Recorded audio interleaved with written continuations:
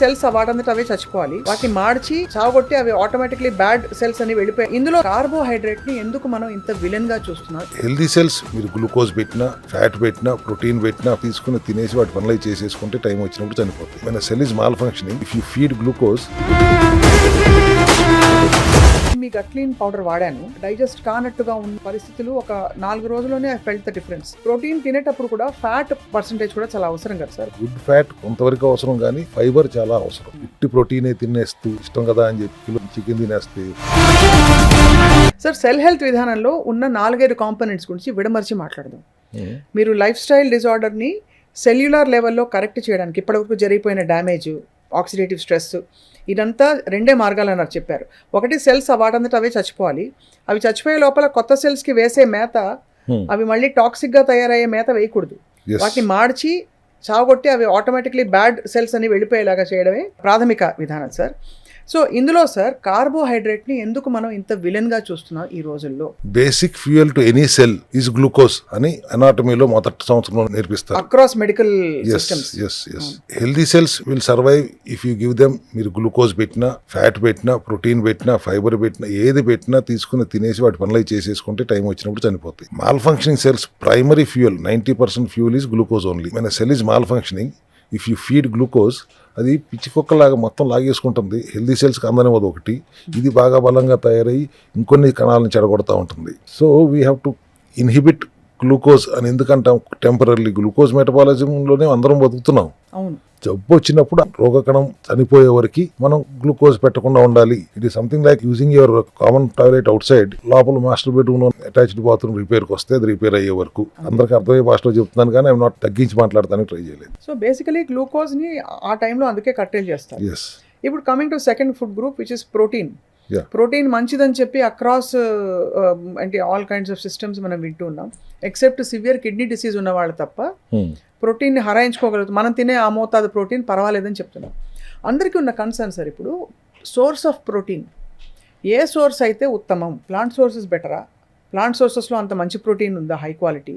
Animal sources అయితే వాటికి ఇచ్చే హార్మోన్స్, ఇంజెక్షన్స్, మళ్ళీ దానివల్ల వచ్చే కొత్త ప్రాబ్లమ్స్ ఏమన్నా ఉంటాయా ఈ విధానంలో ఉన్నా కూడా అని ఒక question sir. Source of the protein అంటే ఆర్గానిక్ సోర్స్ అని చెప్పగలను. ఎందుకంటే ప్లాంట్ బేస్డ్ అయితే ఏంటి, యానిమల్ బేస్డ్ అయితే ఈవెన్ ప్లాంట్స్ ఆర్ ఆల్సో ఇవాళ how organic they are we don't know. సేపు కోడి ఎట్లా పెంచుతున్నారు, ఇంజక్షన్ పెట్టి పెంచుతున్నారు, చేపల చెరువులు ఎట్లా ఏమేమి చేస్తున్నారు, పెరుగుతున్నాయి, అవన్నీ ఎట్లా కలుషితం అయిపోతున్నాయి అనే వాదన వినిపిస్తుంది. కానీ పురుగు మందులతో స్నానం చేస్తున్న కూరగాయల గురించి మనం మాట్లాడుకుంటే ఇవి కూడా అంతే అన్హెల్దీగా తయారవుతున్నాయి కదా. మీరు ఫ్రూట్స్ తిందాం అనుకుంటే ఫ్రూట్స్లో కూడా కొన్నిట్లో ప్రోటీన్ ఉంటుందని చెప్తాం మనం.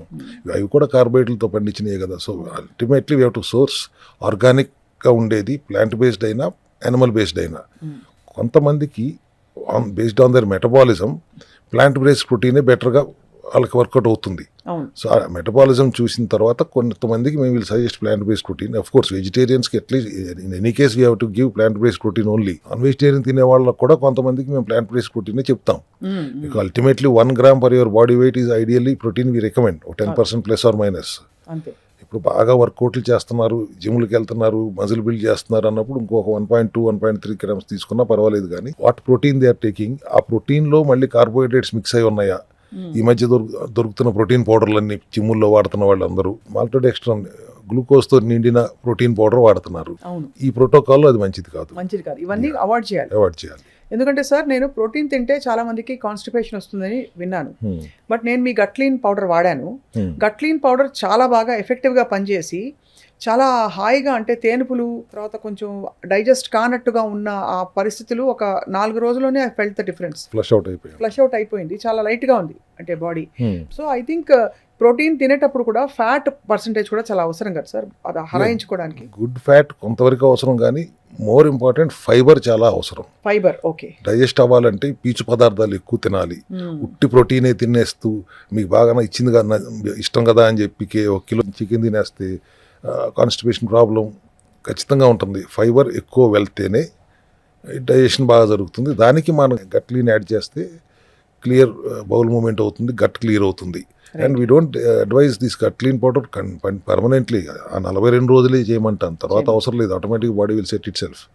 దాంతోపాటు మీకు కొలోన్ హైడ్రోథెరపీ లాంటి సెషన్ నెలకు ఒకసారి చేయించుకుంటే కూడా చాలా మంచి ఉపయోగం ఉంటుంది. అలాగే సార్, ఇప్పుడు మీరు ఆల్రెడీ చెప్పారు ఫ్రూట్స్ అండ్ వెజిటబుల్స్ పాళ్ళు ఏ మోతాదులో ఉండాలి మీ సెల్ హెల్త్ విధానంలో మనం ఈ రెజిమెన్ చేస్తున్నప్పుడు, డీటాక్స్ చేస్తున్నప్పుడు? 35% of protein, 35% of fibre and 20 to 25% of good healthy fat ఇంత మట్టుకైతే ఖచ్చితంగా ఉండాలి. That's how we balance the protocol.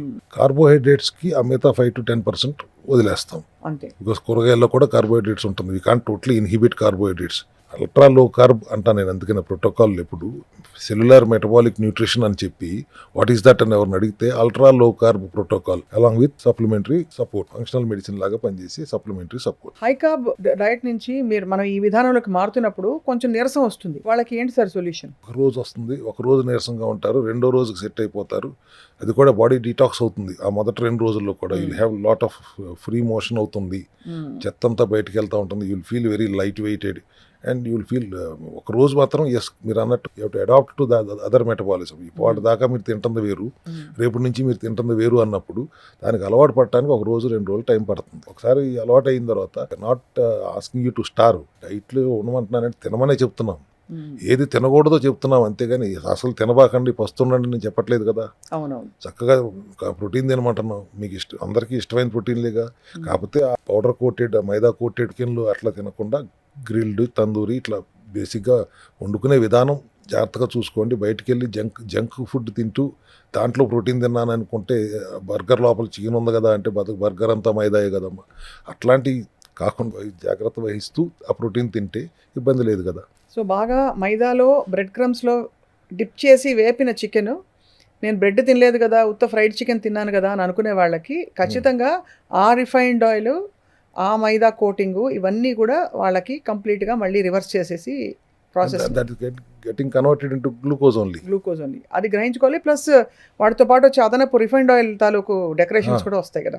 అసలు రిఫైన్డ్ ఆయిల్ పేరు ఎత్తితే నాకు భయం వేస్తుంది. అదే సార్, మీరు చెప్పే వరకు నాకు అది రిజిస్టర్ అవ్వాలి అంటే విన్నావు ఇదివరకు మీరు చెప్పారు 1 కిలో రిఫైన్డ్ ఆయిల్ తీయాలంటే నిజంగా 3 కిలోలు పప్పు ఉండాలి. దాని ధర మినిమం 400-500 ఉంటుంది. ప్లస్ ప్రాసెసింగ్ కాస్ట్ అన్ని కలిపి 100-150 వేసుకున్నా 600-500 తక్కువ రాకూడదు ఒక లీటర్ ఆయిల్. మనకి 150-160కి దొరుకుతుంది. అంటే ఏంటి అర్థం? అది ఏంటో మనమే ఆలోచించుకోవాలి మన విజ్ఞతతో. Entirely chemicals only. Chemicals. Groundnut ఆయిల్లో గ్రౌండ్నట్ ఉండదు, సన్ఫ్లవర్ ఆయిల్లో సన్ఫ్లవర్ ఉండదు. But how is the FSSAI permitting that, sir? That's what I appeal to all the governments kada. 5% ఉంటుంది దాంట్లో whatever groundnut or sunflower or sesame, మిగతాదంతా chemicals పెడుతున్నారు కదా. What are those chemicals? వాళ్ళు cancer రావడానికి ప్రధాన కారణం refined oils అనే నేను నిర్ద్వందంగా చెప్పగలుగుతాను. Because when you're eating so much of chemicals. But now of course చాలా మంది మారారు, కోల్డ్ ప్రెస్డ్ ఆయిల్స్ కి వెళ్తున్నారు, good. But I should be deprived of the freedom అంటా నేను. ఇంట్లో పని వాళ్ళతో వంట చేయించుకునే వాళ్ళకైతే ఆ పని వాళ్ళు అసలు రిఫైన్డ్ ఆయిల్ లేకపోతే చేయట్లేదు, గానుగ నూనెలు మేము చేయమంటున్నారు. ఆ స్టేజ్కి వెళ్ళిపోతుంది సమాజం. We have to give this awareness to people. I'm not against any brand of the company గురించి కాదు. The process of refined oil is subject to questionable. దానికి మనకి ఇంకెవరైనా నిజమైన క్లారిటీ ఇస్తే we will welcome. What we understand is this something else which we don't know, we're welcome to understand that also.